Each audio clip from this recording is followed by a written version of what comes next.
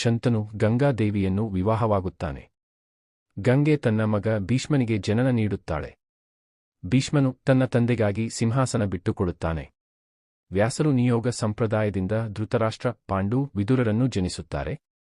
ಪಾಂಡು ರಾಜ ಋಷಿಯೊಬ್ಬನಿಗೆ ಬಿಲ್ಲಿನಿಂದ ಬಾಧಿಸಿ ಶಾಪ ಪಡೆಯುತ್ತಾನೆ. ಶಾಪದ ಬಳಿಕ ಪಾಂಡು ತನ್ನ ಪತ್ನಿಯರೊಂದಿಗೆ ಅರಣ್ಯವಾಸಕ್ಕೆ ತೆರಳುತ್ತಾನೆ. ಕುಂತಿಗೆ ದುರ್ವಾಸ ಮುನಿಯ ಆಶೀರ್ವಾದದಿಂದ ದೇವರನ್ನು ಆಹ್ವಾನಿಸುವ ಶಕ್ತಿ ದೊರೆಯುತ್ತದೆ. ಕುಂತಿ ಯಮಧರ್ಮನನ್ನು ಆಹ್ವಾನಿಸಿ ಮೊದಲ ಮಗನಾದ ಯುಧಿಷ್ಠಿರನನ್ನು ಪಡೆಯುತ್ತಾಳೆ.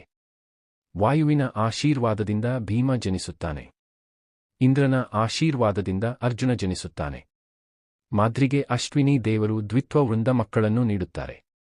5 ಪಾಂಡವರು ಧರ್ಮ, ಶಕ್ತಿ, ಬುದ್ಧಿ, ಸೌಂದರ್ಯ ಮತ್ತು ಧೈರ್ಯ ಪ್ರತೀಕವಾಗಿ ಬೆಳೆಯುತ್ತಾರೆ. ಶಾಪವನ್ನು ಮರೆತು ಪಾಂಡು ಮಾದ್ರಿಯೊಂದಿಗೆ ಸೇರುತ್ತಾನೆ ಮತ್ತು ಮೃತನಾಗುತ್ತಾನೆ. ಮಾದ್ರಿಯು ಪಾಂಡುರಾಜನ ದೇಹದೊಂದಿಗೆ ಅಗ್ನಿಗೆ ಪ್ರವೇಶಿಸುತ್ತಾಳೆ. ಕುಂತಿಯವರು ಮಕ್ಕಳೊಂದಿಗೆ ಹಸ್ತಿನಾಪುರಕ್ಕೆ ಮರಳುತ್ತಾರೆ. ಭೀಷ್ಮನು ಪಾಂಡವರನ್ನು ಪ್ರೀತಿಯಿಂದ ಬೆಳೆಸುತ್ತಾನೆ.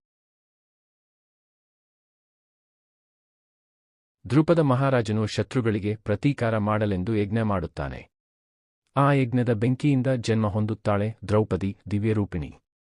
ದ್ರುಪದನು ದ್ರೌಪದಿಗೆ ತಕ್ಕ ವರನಿಗಾಗಿ ಧನುರ್ವಿದ್ಯಾ ಸ್ಪರ್ಧೆಯೊಂದನ್ನು ಏರ್ಪಡಿಸುತ್ತಾನೆ.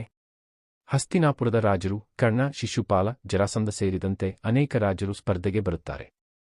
ಬಹುತೇಕ ರಾಜರು ಬಿಲ್ಲನ್ನು ಎತ್ತಲು ಯತ್ನಿಸುತ್ತಾರೆ, ಆದರೆ ವಿಫಲಗೊಳ್ಳುತ್ತಾರೆ.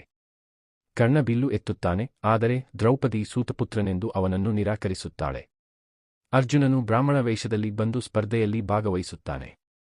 ಅರ್ಜುನನು ಬಿಲ್ಲನ್ನು ಎತ್ತಿ ಗುರಿಯನ್ನು ನಿಖರವಾಗಿ ಹೊಡೆಯುತ್ತಾನೆ. ದ್ರೌಪದಿಯು ಅರ್ಜುನನಿಗೆ ವರಮಾಲೆ ಹಾಕುತ್ತಾಳೆ. ಜನರು ಬ್ರಾಹ್ಮಣನು ಅರ್ಜುನ ಎನ್ನುವುದು ಪಾಂಡವರು ಬದುಕಿದ್ದಾರೆಂದು ಅರಿಯುತ್ತಾರೆ.